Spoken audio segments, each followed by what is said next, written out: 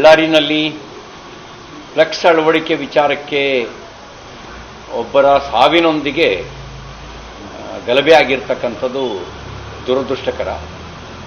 ವಾಲ್ಮೀಕಿ ಜಯಂತಿಯ ಆಚರಣೆಗೆ ಪ್ರಾರಂಭಿಸಿದ್ದೇನೆ ಭಾರತೀಯ ಜನತಾ ಪಾರ್ಟಿ ಸರ್ಕಾರ. ಕಾಂಗ್ರೆಸ್ಸು ರಾಮನ ಅಸ್ತಿತ್ವವನ್ನೇ ನಿರಾಕರಿಸಿತ್ತು. ರಾಮನ ಅಸ್ತಿತ್ವವನ್ನೇ ನಿರಾಕರಿಸಿತ್ತು ಅಂದರೆ ವಾಲ್ಮೀಕಿ ಅಸ್ತಿತ್ವವನ್ನು ಕೂಡ ನಿರಾಕರಿಸುವ ಕೆಲಸವನ್ನು ಪರೋಕ್ಷವಾಗಿ ಕಾಂಗ್ರೆಸ್ ಮಾಡಿತ್ತು. ರಾಮ ಅನ್ನೋದೇ ಒಂದು ಇತಿಹಾಸ ಅಲ್ಲ, ಅದು ಕೇವಲ ಕಥೆ ಅಂತಕ್ಕಂಥ ವಾದವನ್ನು ಸುಪ್ರೀಂ ಕೋರ್ಟ್ಗೆ ಇಡುವ ಕೆಲಸವನ್ನು ರಾಮಸೇತು ಮೊಕದ್ದಮೆ ಸಂದರ್ಭದಲ್ಲಿ ಮಾಡಿದ್ರು. ಇದ್ರ ಜೊತೆಗೆ ಸಮಗ್ರವಾಗಿ ಸರ್ಕಾರ ತನಿಖೆ ನಡೆಸಬೇಕು.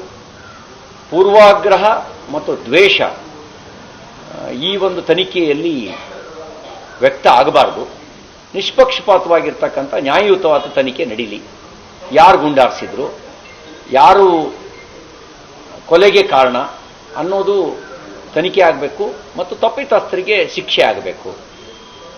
ದುರುದ್ದೇಶಪೂರ್ವಕವಾಗಿ ಮೊಕದ್ದಮೆ ಹೂಡೋದಾಗಲಿ, ದುರುದ್ದೇಶಪೂರ್ವಕವಾದ ಕ್ರಮ ಕೈಗೊಳ್ಳೋದಾಗಲಿ ಅದು ಸಮಂಜಸ ಅಲ್ಲ. ಅದನ್ನು ನಾವು ಖಂಡಿಸ್ತೇವೆ. ನ್ಯಾಯಯುತವಾಗಿ ನಿಷ್ಪಕ್ಷಪಾತ ತನಿಖೆ ನಡೀಲಿ. ಒಂದು ವೇಳೆ ಫ್ಲೆಕ್ಸನ್ನು ಅನುಮತಿ ಪಡೆದು ಹಾಕಿದ್ರ, ಅನುಮತಿ ಪಡೆದು ಹಾಕಿದ್ರೆ ಅದನ್ನು ತೆರವುಗೊಳಿಸೋದು ತಪ್ಪಾಗುತ್ತೆ. ಅನುಮತಿಯೇ ಪಡೆದಲೇ ಹಾಕಿದ್ರೆ ಮತ್ತು ದೂರು ಕೊಡೋದನ್ನು ಬಿಟ್ಟು ಬಲಾಬಲ ಪ್ರದರ್ಶನಕ್ಕೆ ಮಾಜಿ ಸಚಿವ ಜನಾರ್ದನ್ ರೆಡ್ಡಿ ಅವರ ಮನೆ ಹತ್ರಕ್ಕೆ ಹೋಗಿದ್ದು, ಅದನ್ನು ಸರ್ಕಾರ ಯಾವ ರೀತಿ ಸಮರ್ಥನೆ ಮಾಡಿಕೊಳ್ಳುತ್ತೆ? ನಾನು ಜನಾರ್ದನ್ ರೆಡ್ಡಿ ಅವರ ಹೇಳಿಕೆಯನ್ನು ಗಮನಿಸಿದೆ. ನನ್ನನ್ನು ಹತ್ಯೆ ಮಾಡುವ ಉದ್ದೇಶದಿಂದಲೇ ಎಲ್ಲರೂ ಬಂದಿದ್ದಾರೆ ಅಂತಕ್ಕಂಥದ್ದನ್ನು ಅವರು ಹೇಳಿದ್ದನ್ನು ನಾನು ಗಮನಿಸಿದೆ. ಇದನ್ನೆಲ್ಲ ನೋಡಿದಾಗ ಇದೊಂದು ನೆಪ ಆಗಿ ಮಾತ್ರ ಕಾಣುತ್ತೆ. ಇದ್ರ ಹಿಂದ್ಗಡೆ ಬೇರೆ ಏನೋ ಇರುವ ಸಾಧ್ಯತೆಗಳಿದ್ದಾವೆ. ಇದರೆಲ್ಲದರ ಸಮಗ್ರ ತನಿಖೆ ಆಗಬೇಕು ಅಂತ ನಾನು ಆಗ್ರಹಿಸ್ತೇನೆ.